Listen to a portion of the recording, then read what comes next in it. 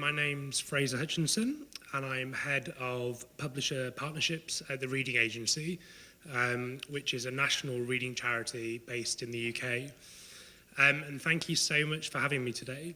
It's really, really genuinely exciting to be part of a national conference that's focusing specifically on social reading, because that really gets to the heart of both my professional, but also my personal interests and my personal passions as well.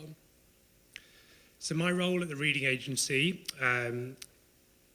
involves leading the strategic direction and delivery of our publishing partnerships and our promotions that we run with publishers to public libraries and beyond. And it's within my team, which is where the reading group and the social reading strategy lies. So here's an overview of where we're going for the next sort of 25 to 30 minutes. I really wanted to start with a brief introduction to the work of the Readingeagency more generally, to those that don't know it.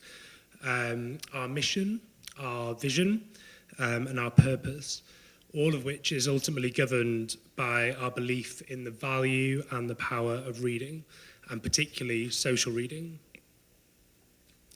I'll talk on the evaluation and the evidence-based approach that we follow at the Readingeagency, and how we want clear, discernible links between the power of reading and how we see those links to build communities and also spark conversation as well, especially when that involves reading with others. And then finally, I'll talk more specifically on reading groups for everyone.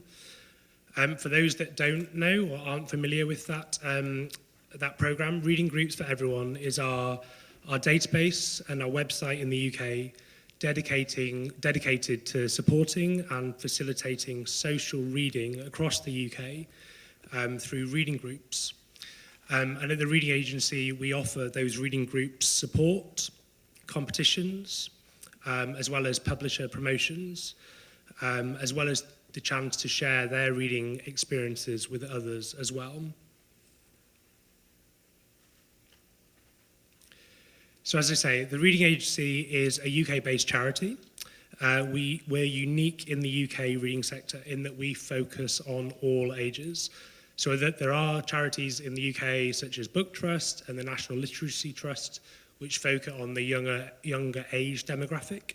But at the Readingeagency, we focus on all ages to provide access to the benefits of reading from childhood all the way up to adulthood and then into older ages. And we're dedicated, absolutely dedicated to showing the value and the impact of reading across the UK. Our focus is using the proven power of reading to deliver social change and to tackle life's big challenges, such as social mobility, health and well-being, as well as social isolation. Our Reading for Pleasure and Empowerment programs are run across the whole of the UK, and as I say, across all demographics as well. Our programs have massive reach. We regularly, annually engage with over 1.4 million people each year of all ages, from children and families to young people and adults. We support people to start reading, including people who struggle to build skills and confidence, and those who have English as a second language. But also, we help skilled readers read more, and particularly, as we heard in an earlier talk, about reading differently as well, and really help them to become reading champions for others, to develop a love of social reading, and therefore share that passion of social reading with others. Critically, we make sure all the programs that we run at the Readingeagency are developed with the people we want to reach and with our target audience, so that we know that all the programs we run are really relevant to their needs and where they are. And we also use robust evaluation and evidence-based approaches, and we do regular reporting to show the impact of participation on people's skills and confidence, their health and their well-being, and also, as we've heard before, their sense of community as well. So here's a selection of a number of the programs that we run at the Reading Agency, a number of which I'll be commenting on through this talk. And there's obviously more information online as well. Suffice to say, we believe across these programs there's something for everybody in the UK, reflecting and highlighting our vision for a world where everyone is reading their way to a better life. So we want to be as inclusive as possible across all ages and across all demographics, and that's something that's really, really important to us. So we believe in the power of reading to change lives. And we know at the Reading Agency that reading builds life skills and learning and improves life's chances. We know it helps us manage our health and our well-being, but more specifically in relation to this talk today and this conference, we know that reading connects us socially, in families, but also in communities at large as well. So reading essentially empowers us to be the best we can be, whoever we are and whatever stage of life we're at.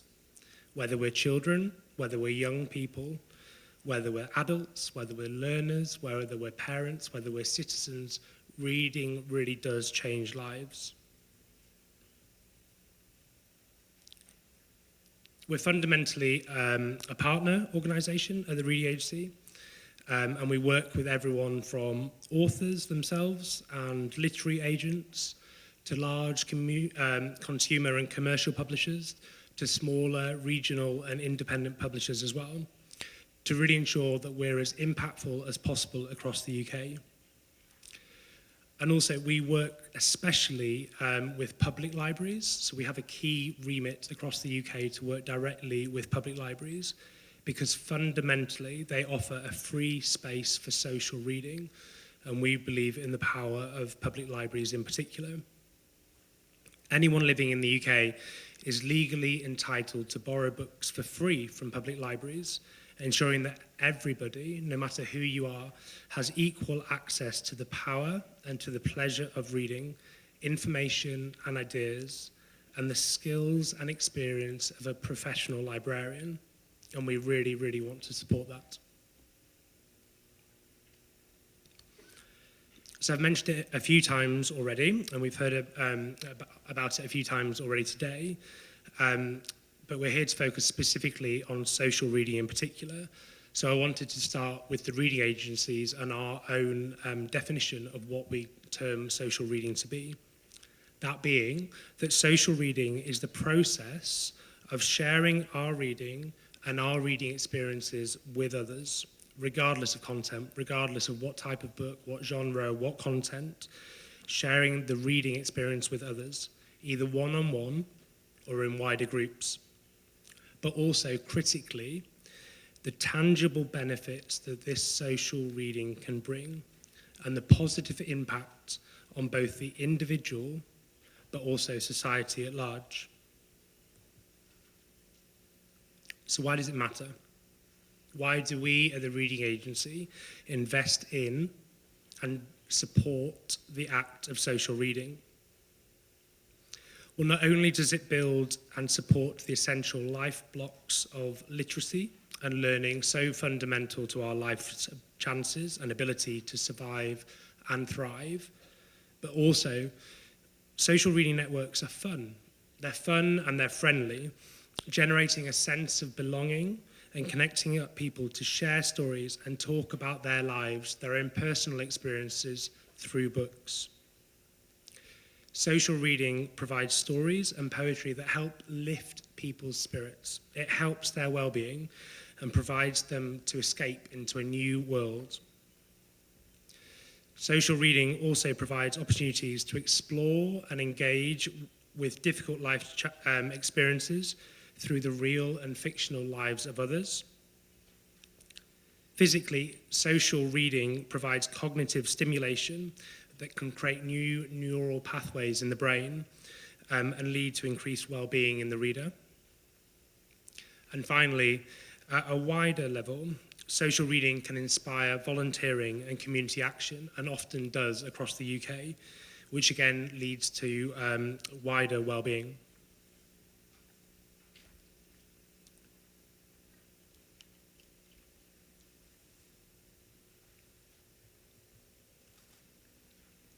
So we recently commissioned an evidence-based review on the power of reading and social reading across the UK from one of our UK's leading think tanks called Demos. It concludes that it's no exaggeration at all to say that reading, and particularly social reading, can transform British society, improving health and well-being, increasing social mobility, and combating social isolation. I've included the web link on the slide here, and it's in your packs as well, as it's well worth visiting and reading the report in a more thorough way. But as it says on the slide here, 95% of respondents reported feeling happy because they were part of a reading group. A social group, like a reading group or like a reading club, has the power to lift, involve and welcome a person who may be feeling isolated or unhappy. And that fundamentally gets to the heart of the power and the importance of social reading. So we've got a loneliness crisis in the UK. Up to 18% of adults in the UK say that they always or they often feel lonely, and that has really devastating impact on their lives and the lives of those around them. Loneliness affects people socially, it affects them emotionally, it affects mental health, it accelerates dementia, and it's as bad as obesity and smoking for us physically. And reading can help. We fundamentally believe at the Reading Agency that reading can help. It's a brilliant social connector, enabling us to start conversations, share interests, and create new social networks that link individuals and communities. But first, we need to get the right books to the right readers. Which is why at the Reading Agency, we always start with working with authors and publishers, but also with readers to promote and champion reading. For example, we commission quick reads to get people started reading. So we work with established authors in the UK to publish short but brilliant books for less confident readers. Secondly, we help authors themselves share their work. Thirdly, we regularly create book lists and collate books together, recommendations to help lift people's spirits. And finally, we use World Book Night in April every year, which is a book-giving exercise to encourage social reading, which I'll address shortly. Before I go into depth into reading groups for everyone, I thought it'd be useful just to show how we do this and how we use social reading and promote social reading across a number of our programs. So we start early. We start with children. Building the reading for pleasure habit in children and families through programs such as the Summer Reading Challenge, which is delivered in partnership with UK public libraries. Every year, we reach over 700,000 4 to 11-year-olds, half of whom are boys. And it's the UK's biggest summer reading programme. So we use a different creative theme each year, and the challenge is to read 6 books from the library over the summer holidays. There's a sticker for every book that the child reads, and a medal and certificate for completion. And the challenge itself is fundamentally grounded in social reading. The challenge is supported by over 7,000 young volunteers who help in the library and help read with those younger children. So it helps build their own skills and confidence, and that also provides absolutely brilliant positive reading role models for younger children, where they see that those that are aged just above them also really love reading and really love sharing their love of reading. And there's our work with children's reading groups through Chatterbooks, which we run in libraries, but we also run in schools as well, which is really about generating book talk and encouraging children to enjoy reading, supported by lots of creative content that we provide. So we provide lots of activity packs and resources, and we provide those stimulating resources for librarians, for teachers, and for volunteers as well. Again, this is all about social reading, encouraging children to read together in a fun and exciting way, which they then take forward into adulthood. This social power of reading is also driving innovative new approaches to solving the loneliness challenge that I mentioned in the UK earlier, and one of which is a relatively new term in the UK called reading befriending. Our Reading Friends programme uses reading to start conversations that empower and engage and connect lonely and isolated older people in particular, including people with dementia. The inclusion and the working with younger people also means that it's increasingly intergenerational as well. And the programme, Reading Friends, is not so much about the books themselves, but it's about the conversations that start, whether that be over a book, or a letter, or a newspaper, or a magazine, or a diary entry. It's not a literary model.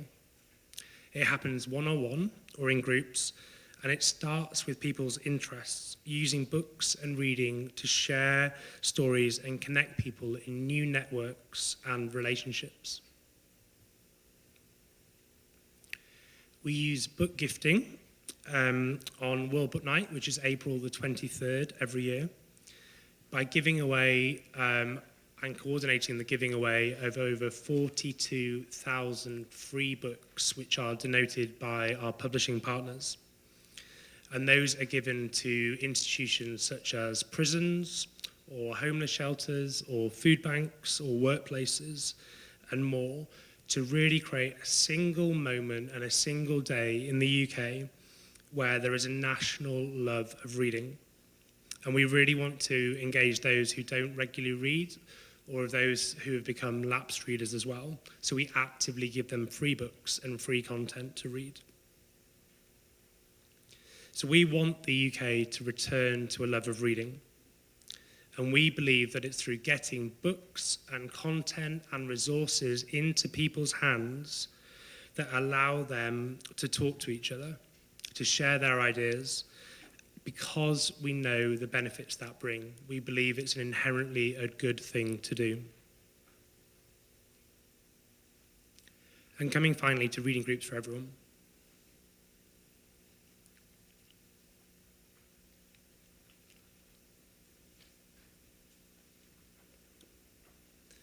Reading Groups for Everyone, as I said before, it's our website, our database, and our programme at the Reading Agency, focused on the power of reading surrounding reading groups in particular.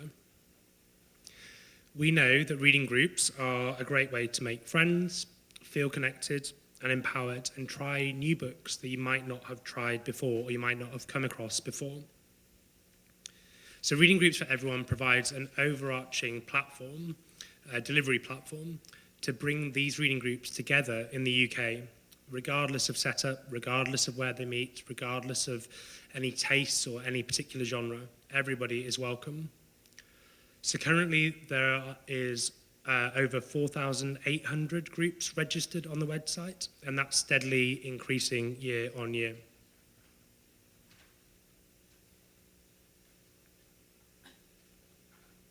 You can advertise your group on the website. You can advertise your reading group on the website if you'd like new members, if you'd like to advertise for new members. You can leave reviews, both individually or as a group. And then you can spark conversations with other groups across the UK. So we regularly engage with all of these reading groups across everything that we do at the Reading Agency. We send monthly email newsletters, which are full of offers and giveaways and tips and prizes, as well as commissioning and writing either our own reader's guides, notes and questions, But we also work very, very closely with all the publishers in the UK, and often the publishers themselves, they will provide reading notes or activities or resources or questions, which we then disseminate and circulate to all of those UK reading groups. Essentially, we offer regular ways and to support reading groups and social reading.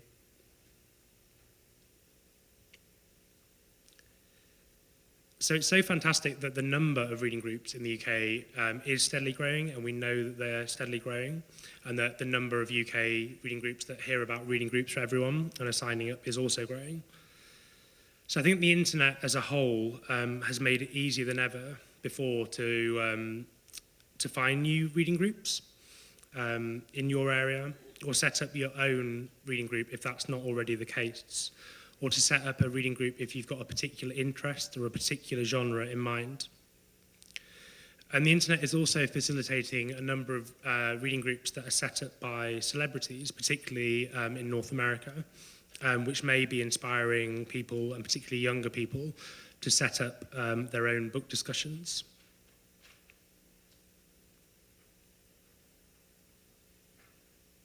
At a time when many of us feel busier than ever, often bombarded with distractions, reading groups also make it easier for us to fit reading into our lives by providing a supportive environment where we can receive regular communications, recommendations, and encouragement from other group members.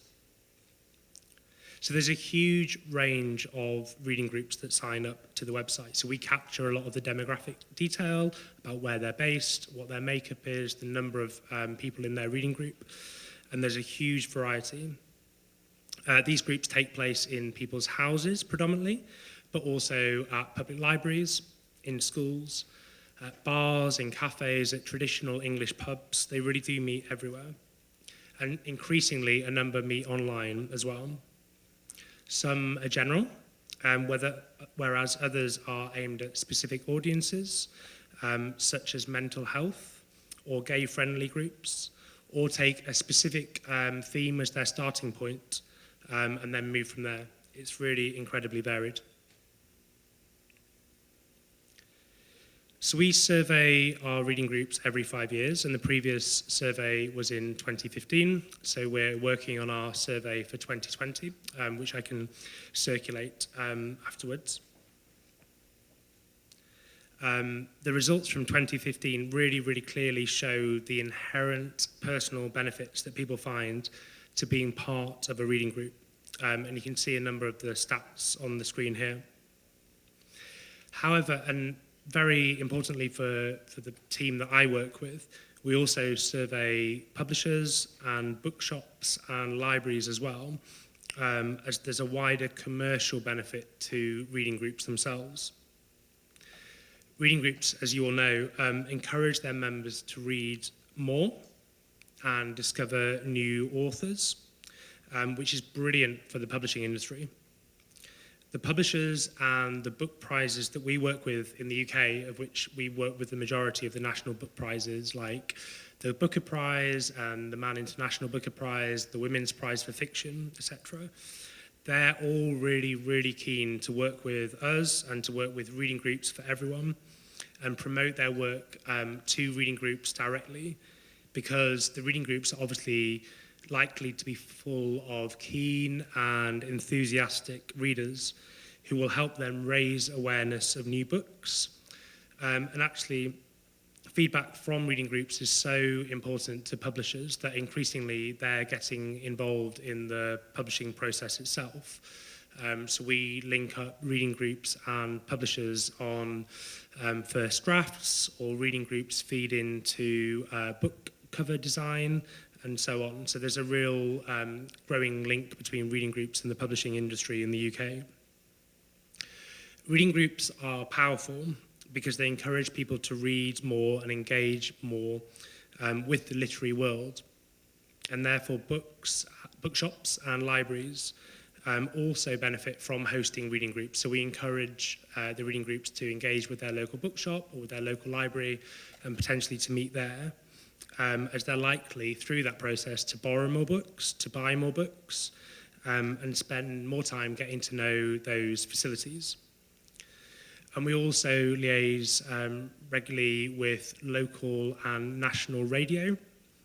So we're responsible for running a number of on-air book clubs. So we work really closely with the BBC, and we run the BBC Radio 2 book club as well, reaching a national audience on the airwaves.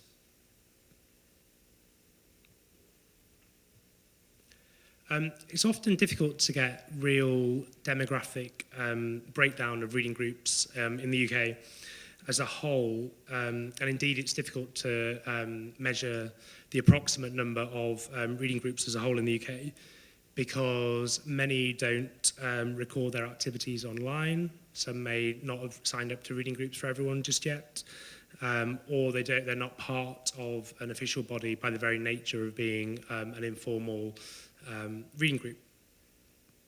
However, we know that there are 4,800 registered on our network alone, and that's increasingly growing.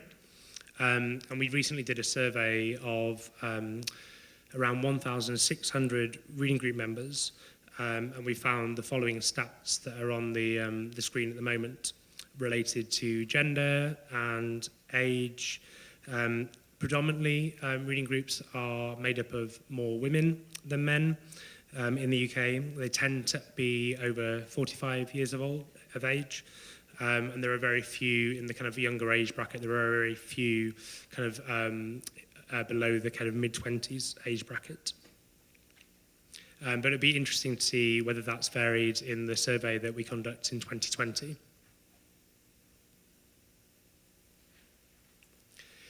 We recently also carried out a UK-wide survey of people's reading habits more broadly, and it showed that over 2/3 of people would like to read more, and it's not just about being busy that's getting in the way, although that did come through clearly as well. Over 1/3 of the people that we questioned said that they struggled to find a book that they really liked, and yet through reading groups for everyone, and through further promoting and advocating the power and the value of social reading through our work at the Reading Agency and through Reading Agency Communications, we see that through these groups, so when you are a part of a reading group, 94% of respondents say that they read more widely, and in 80% of instances, the very act of reading and the very act of discussing the book that they're reading increases enjoyment in reading as a whole.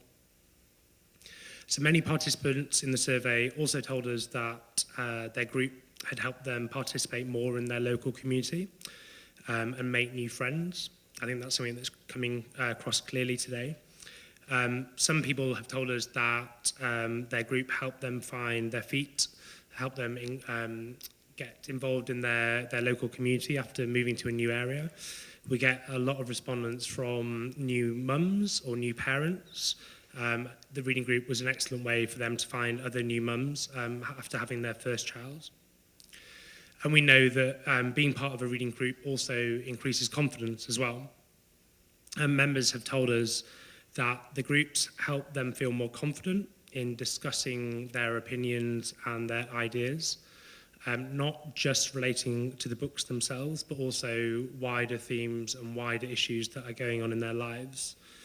And through this, and because of this, we clearly see the social benefits that reading can bring, obviously at a personal level, but also a wider societal level, and that is very, very true in the UK.